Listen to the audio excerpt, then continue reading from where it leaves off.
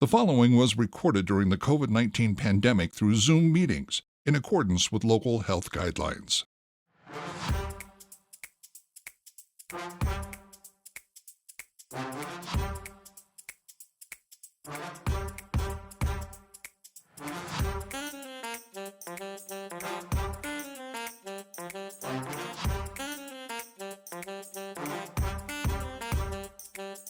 Hi, I'm Mike Maloney, and welcome to this special CSRM podcast series exploring the book Sports Outreach Fundamentals by Dr. Greg Linville. Joining Dr. Linville is Dan Stoffer and Andrew Fouts. If you would like to purchase your own copy of Dr. Linville's book, visit our store at csrm.org.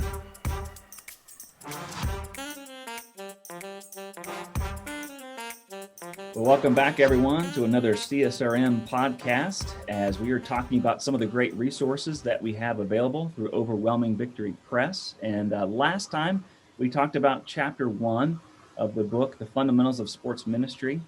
And Dr. Linville, you did a great job kind of just recapping our defining purpose. And that tension, I think we all feel between seeing people converted to Christ and then convincing those who are converted to continue to follow Christ. Before we jump into chapter 2, kind of give us a very brief recap as to what it means to deal with that tension and define our purpose. Yeah, in counting conversions, a lot of churches and even the paraministry, sports-related world, they want to get somebody to raise their hand. And then they can go back to their funders or their supporters or prayer warriors. We had so many people raise their hand, but the question really needs to be asked in the next week, in the next month, in the next year, in the next lifetime, how many of those that raised their hands have actually been convinced about their conversion and they become dedicated disciples? So are we after the double D of a day's decision, or the double D of a dedicated disciple? And so that's the overall purpose that we're talking about. And what we are trying to help the churches understand and actually implement is a change in how they actually approach their ministry to go and make disciples rather than just to get a day's decision. And again, a great resource. I think that tension is something all churches struggle with. All sports ministers find themselves right in the middle of, because probably you started some sort of sports outreach within your church to reach those who are far from Christ. Okay, so if you're doing that, well, how can we help them further along? So just encourage you, if you missed that one, go back and watch that, learn from that. And now we're going to dive into chapter 2 of this book. Dr. Linville is with us here today. Greg, I know there's a great concept there, the 2 disconnects in chapter 2. Could you kind of tell us what the 2 disconnects are within sports ministry and what we can do about them? Yeah, I'm accused often when people read this chapter that I don't know how to spell. And that's probably true. But the DYS, disconnect, is intentional because I believe that we are dysfunctional in how we go about doing this. And so the DYS is intentional. We've added it to our, protocols that doesn't come up red in all of our literature. The disconnect, there's 2. And think of it as walls that need to be broken down or chasms that need to be bridged. There's something that is an impediment from moving people from one thing to the next. And for many times throughout the millennia, the church people have not been able to get people who are far from Jesus and his church into the church, the local church, the congregation of the worldwide church. That disconnect has been there for a long time. I'm going to come back to that. But what we have found is on that first disconnect, that's actually the second one. The first disconnect with sports, rec, and fitness is getting people from the community that local congregation is involved in, wherever that may be located geographically, or digitally these days, if there's a way to get them from where they are into this basic sports rec and fitness that a local church ministry that they offer. Okay, so that has been somewhat the easier one to overcome because people want fitness, they want competition, they want some sort of recreation, and they like the facilities the churches have built, etc. So it's somewhat been a little bit easier to do. But we need to pause on that one a little bit, because as our world has changed in the last 40 to 100 years, but increasingly so the last couple of decades, it's harder and harder to get people from the community into the sports and rec and fitness, even though it's been so positive. Now let's identify why. Well, in some places in the world, the church is being persecuted right out of existence, where it's existed for millennia. The violence that is being perpetrated upon Christians around this world is nothing to sneeze at. The growing intolerance for Christians anywhere in the world is kind of walking alongside of the increased secularization. And okay, so we have our own foibles and we have our own problems, and we haven't always been as loving or accepting or what have you. Okay, let's put that aside for a second. Not that we can't seriously deal with that, but it's not just those people. It's those people that are really living the Jesus life that are still being criticized as being narrow-minded and bigoted, and they're being tortured in some places, killed in some places. In our Western society, Christians are not allowed to talk in certain ways in certain public venues. And the media is so intolerant of Christianity that people are now being conditioned to don't even go to that church thing. Okay, so people can do their own research and think that what they want to about that. But there's also another reason why we have, in the last 20 years, we meaning Christians who are doing sport rec and fitness, why we are building that chasm or erecting the wall. And it has to do with that competitive continuum. What do I mean? We've dumbed down competition so much that people who really want competition don't see the church as a place that they want to get involved in sport. And so this competition is a real issue that the local church has to grab hold of in order for it to be able to reach those people in their community and get them involved in their own sports rec and fitness. So we've got to have a basic theological truth about competition. Is it evil or is it not? We'll talk about that probably other times. But we're going to take as an assumption now that it is not. But it can lead to evil. And so churches, we can't have competition on steroids, where we're just out there bashing and intentionally hurting people in our competition, et cetera, et cetera. We have to have a view of competition that is biblically based, Christ honoring, Lord's Day honoring, temple of the Holy Spirit, meaning our body honoring, family or honoring, all these things. That's a lot more in our first book that we talk about those things, the Christmanship book. But once we come to that, we'll be able to then help people come into our sports rec and fitness and compete in a way that would be Christ honoring and people pleasing, if you will. So that first disconnect of getting people from the community into our own place, there's some that's going on societally that maybe we can't do much about, but there's some things we can do to help that be a positive place for people to come to. Maybe you have further questions about that first one before we go to the second one. I was just going to say, this is going back to last episode going into the evangelistic disciple making, this is part of the reason why we push so hard for the disciple making aspect of any ministry. Is that a lot of the the secularization, whatever you want to call it, within culture largely can be attributed to the fact that we've not done discipleship right as a church here in the U.S. for a long time.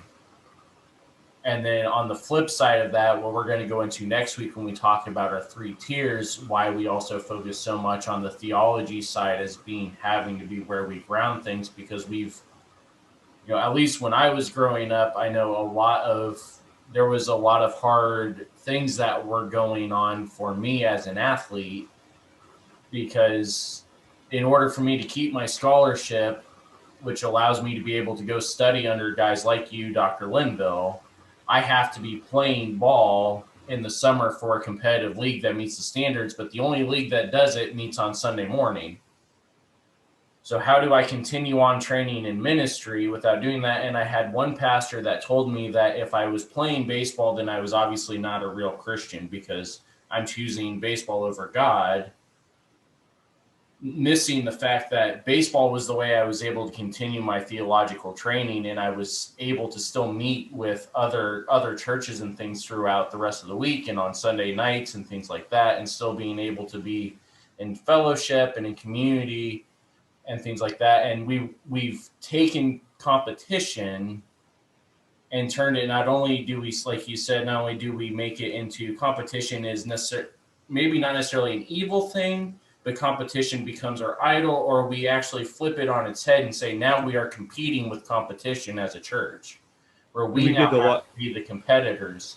We get a lot to that point in the Christmanship book, which is the first book in this series. And I'd encourage people to, if they want to talk about those things, think about those things, to read that.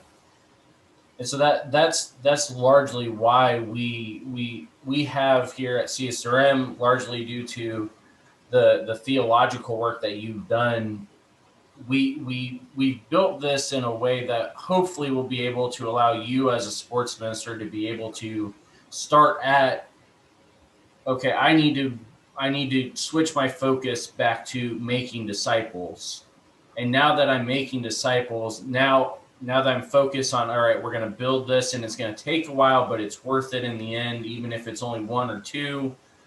And now we want to shift that from now, how do we actually go out and find the people to make the disciples? Yeah, and I think a lot of this can be tied to even what we talked about in chapter 1 with defining our purpose, and Greg, you're hinting at the 3 tiers. I know we'll be talking more about that in next week's episode as well. But when we define our purpose, and we do start to talk about, okay, well, we want to get people from the streets to the gym, then maybe we have to do things a little bit differently. Maybe it is a part of our sports outreach is we join a city league and we send Christians to be light and to build relationships, and then eventually they do come to our things. And so I think a lot of people understand the tension, the struggle that churches have not done a great job of getting people from the community into their programs, into their buildings, into their gyms. And I think it's an overall philosophy. It's an overall theology, like you just shared. Once we land on those things, then we can begin to try to figure out how are we going to do just that. Dr. Linville, for the sake of time, let's move now into the second dysfunction. Yeah. We talked about the first one. What's the second dysfunction, and what can we do about it in the local church? Okay, if that first one of the things that is really incredibly important is what we call the you and who. And the you and who is, you are the person who's already in the church. The who is, who are you going to bring along with you? One of the best ways to get over that first one is for all the yous, Y-O-U, not a sheep, but Y-O-U, you go out and grab somebody who's a friend, a family member, a coworker, and invite them to come play in this league or work out in the fitness class with you. Once that's occurred, there's some relationship, going back to last segment, that's repetitive, it's redemptive, and it's relational. Okay, so now that's happening. Now the invitation can come a little better to come and join in that traditional worship. Why traditional? Because we use organs and guitars and whatever, as opposed to sport and balls and that kind of thing. We can worship God anywhere, but that traditional worship where we can invite people to. Now, there's something that's really important here for people to understand, and that is if the sports rec and fitness ministry, if the people that are there are reaching, if those ministries are reaching people that are very different culturally, ethnically, linguistically, etc., from who's there on a Sunday morning in that traditional worship, those people, those meaning either those in the sanctuary or those in the sports ministry, are not going to feel comfortable with one another. They're not going to feel comfortable in that traditional worship service. And something has to change. We either need to change who's being invited, the who's that are being invited into the sports ministry, to change to fit more of that Sunday morning culture, or we need to adapt the Sunday morning culture to be more welcoming of those that are out there that are in the sports ministry. Which Now, which would you say is probably more important, changing the outreach strategy or changing Sunday morning? I don't know that either one is more important. But I think the essence of your question is right though. And are we willing to change? Are we willing to take the sacred cow and say we got to change it? And I think both it's a both and. One of the things that really frustrates me is when a lead pastor comes into a church and says, these people that are here, the 40 people that I've inherited, if I'm going to grow this church, I got to go someplace else. And basically chases those 40 people away. Those people have been faithful for decades often, and they deserve to be taken care of and ministered to. So we, in church planting, one of the biggest ways that this is effectively being done is planting a future church on the side of the current church. So churches that I've been most aware of that have been very successful is they start a different style of worship on a Saturday evening or on a different time during Sunday. Maybe even having it in their gymnasium as opposed to their quote worship center. I think they're both worship centers, okay? But I think you get what I mean. And so I really think that what we've got to do is we've got to identify that in order to get them over that second disconnect, that we have to have the yous that bring them relationally, but that what they're bringing them to has to be welcoming to them culturally, ethnically, and linguistically even.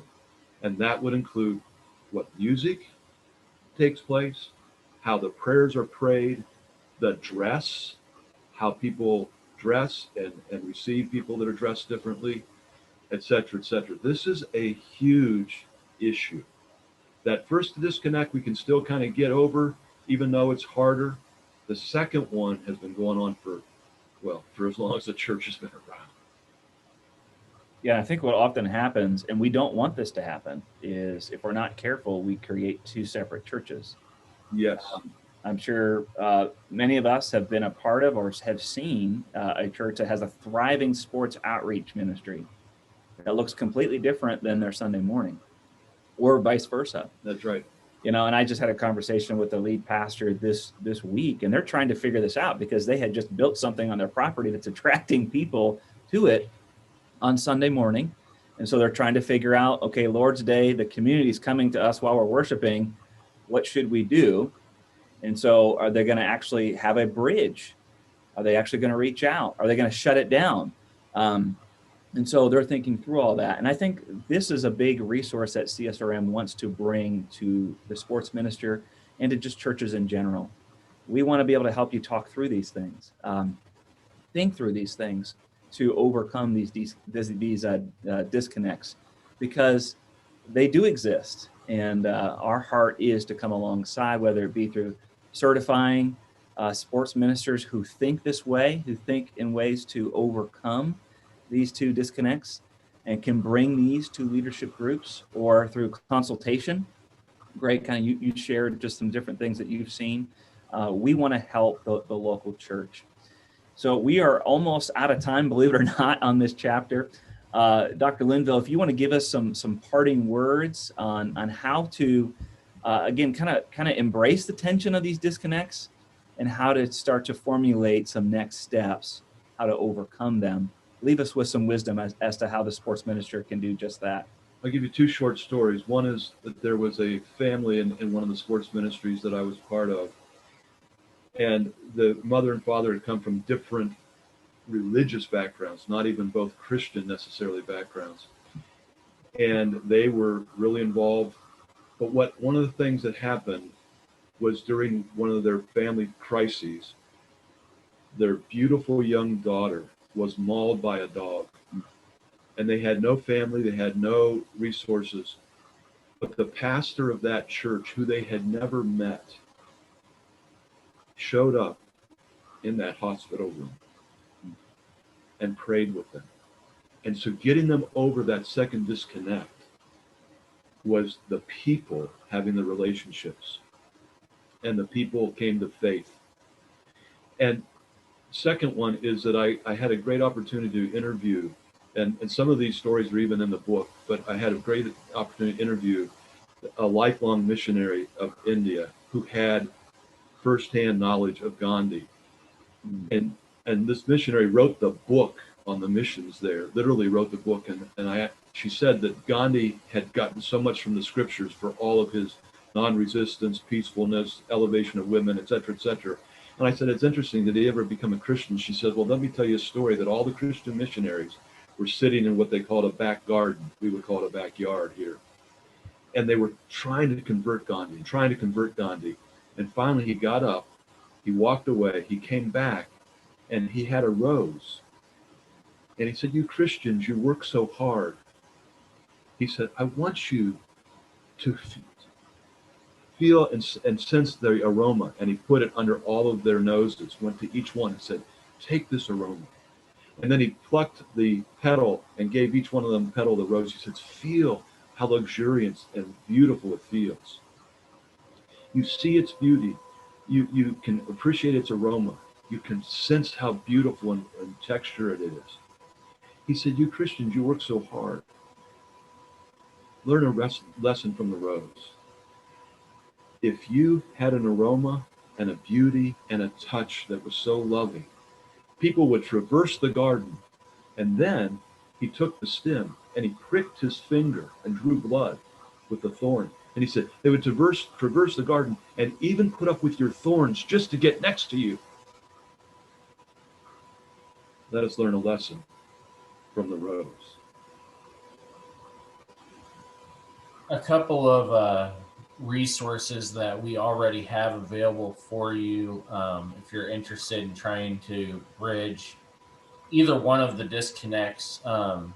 We've got a couple different mini-series that the CSRM podcast has done. One of them is on ministry integration, how to take your sports ministry and integrate it with some of the other existing ministries, especially your children and youth programs. We also have, I've hosted a couple technology talk series where we talk about how to integrate things like what we're doing here on Zoom, things like podcasts into your everyday or your normal ministry strategies. We've also done a few Tuesday talks covering these sort of things, especially one that specifically dealt with taking people from the field into the sanctuary. Was that last month or was that 2 months ago? I've lost track. But and then in addition to that, the blogs, we cover that a little bit. And especially right now, like we said, if you would like to learn more about this or would like help from us in terms of consultation, please contact us. You can find all that kind of information at csrm.org. As well as right now, we are still in the middle of our small church initiative, which this is an issue that plagues small churches, especially, although it does plague all churches of all sizes. So and Andrew, the book that's being released in 2021 on the mission, it goes into a lot more in depth about how to change those services and how to bridge those gaps. It takes off on that, and that serves as a theological foundations for some of this that is in this book. And that book is called Sent. It's supposed to be coming out later this year. You can, I believe, pre-order through the CSRM store. You can get a hold of that either at www.csrm.org or overwhelmingvictory.org. A couple other non-CSRM resources that also help with this is if you search for Tom Rayner.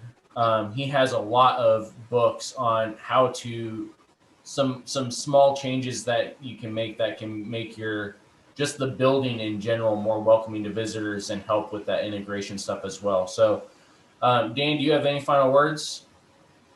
I appreciate the resources, Andrew. Thank you so much, guys. What a fascinating topic. These two disconnects from this great book, The Fundamentals of Sports Ministry. That's all the time we have for today. Looking forward to diving into next week's episode as we discuss Chapter 3. Thank you so much, guys. Thank you.